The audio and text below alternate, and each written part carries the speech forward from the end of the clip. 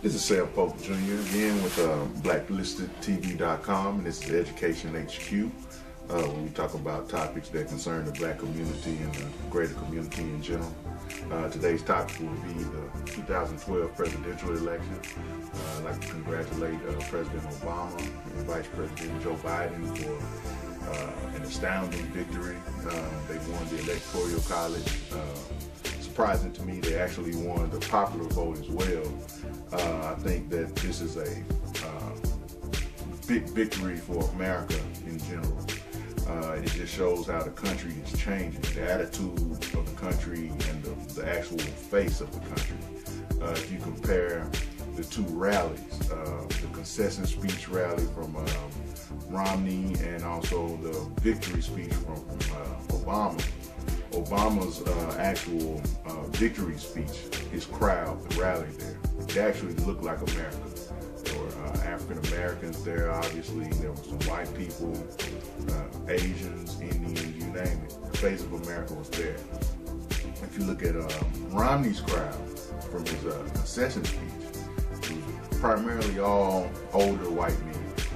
And I think this is a look at the future for politics. If the Republican Party, if the conservative base of the Republican Party doesn't find out a way how to include minorities, gays, lesbians, the greater face of the American population, they'll probably never win a major political contest again outside of local politics, presidential campaign, because they just don't speak to the greater face of America. They alienate women with their antiquated views on abortion and rape.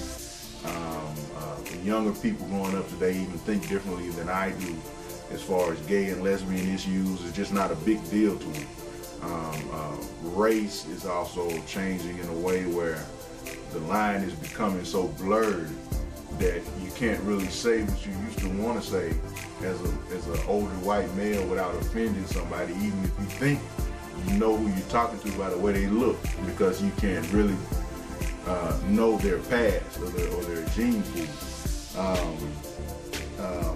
The Republican mindset is still alive and well, though. As the coverage was going on last night, I would check Fox just to see what they were talking about. I like to keep up with the way they're thinking or what they're saying or where they are spinning things, especially when it's not going their way. I find that enjoyable. And Karl Rove last night, I mean, he was losing his mind. He couldn't handle it. And he looked like he wanted to cry sometimes. It looked like he wanted to knock over the table. Whenever they would concede a state to Obama, Rove would argue the point. Even when he won Ohio in the 11th hour, giving him over 270 electoral votes, which that's all you need to win. Even when faced with that fact, Rove still wanted to wait until Florida was counted. There was no reason to wait at that point. That's the equivalent of a football team winning 60-0, and there's a minute left, and both teams agree to just walk out on the field and let that 1 minute elapse because the contest has already been decided. Well, he still wanted to wait until every single vote was counted, even though he couldn't. There was no way Romney could win. They actually brought a psychiatrist out on Fox News to help people deal with the disappointment. That just shows you the mindset of these people, where it's not about the Democrat. It's not about being a liberal, because in the past Reagan has been willing to work with Democrats. The father, George Bush, has been willing to work with Democrats. George W., and he worked with Democrats. In fact, he couldn't have gotten a lot of the help that he needed with some of the wars that he started, getting the funding for it without Democratic support. They are not willing to work with this president, not because he's a liberal or because he's black or because of the way he feels about health care, which, by the way, his plan for health care was Romney's original plan. And from a Democrat. He was the governor of a Democratic state, and he's just a flip-flopper and an etch-a-sketch politician. He'll say whatever he needs to say to close the deal, and I think that the majority of the country saw that. These people just can't deal with the fact that there's an African-American president. A lot of people like to skip around it or dance around it, but that's the fact. That's just the fact. And they actually had to bring a psychiatrist out to kind of help some of these older white gentlemen deal with the fact that for the next 4 years they're going to have a black man as the commander-in-chief. I also want to mention Colin Powell, a guy that I have a lot of respect for. Never seen eye to eye with him politically at all about much of anything, but as a Republican, he wouldn't allow his party affiliation to affect his rational thinking. When faced with the idea of Romney on one side and the things that he would do if he had been president, like letting the car companies go under, letting them crash and burn and leaving thousands of people out of work, that would have been his way of dealing with it. But he kind of weighed the options of how Obama has dealt with things and how Romney would, and he picked Obama. He endorsed Obama, and it wasn't because of race. It was because of political ideologies. Governor Christie is another person I like to mention. He committed political suicide.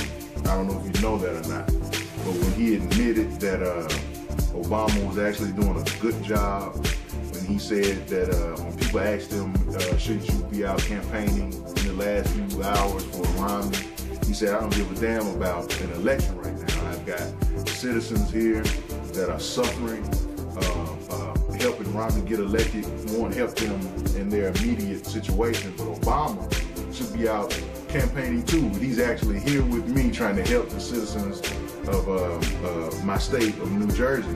And that shows some rational thinking there. So I guess there are some in the party that put rational thinking and proper and correct politics in front of race and racial politics.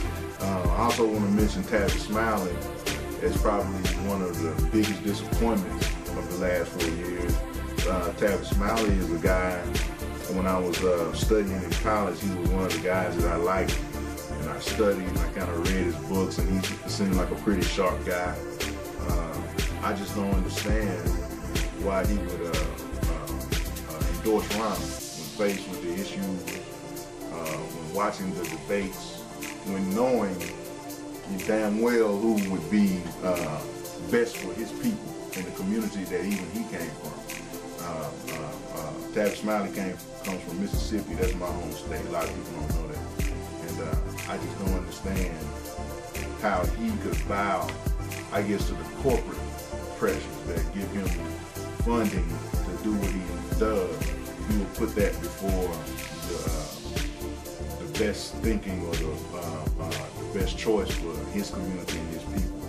That was kind of weird to me. And, I guess I'm gonna give Tavis another 4 years to make up for that.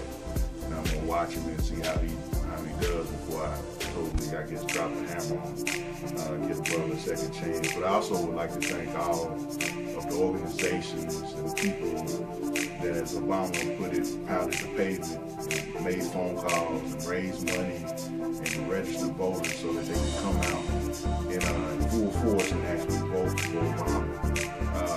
They tried every dirty trick in the book as far as making people wait in lines for 5 and 6 hours, not telling people their change of address information.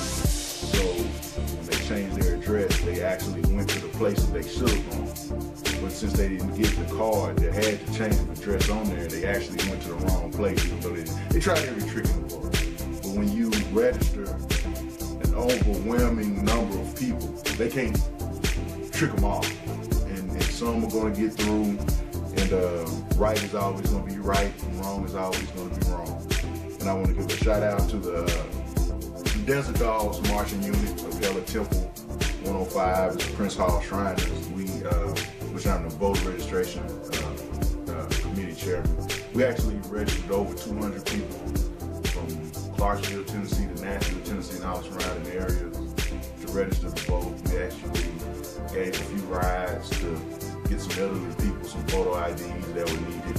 And I'd like to thank those brothers for pitching together and helping us put Barack Obama back in office. And I'd like to thank all of the college students and churches and organizations that pulled through to give this brother another chance at making this country more of what we feel it should be. And this is Sam Polk with Blacklisted TV, and this has been Education SQ, and I'll catch you next time.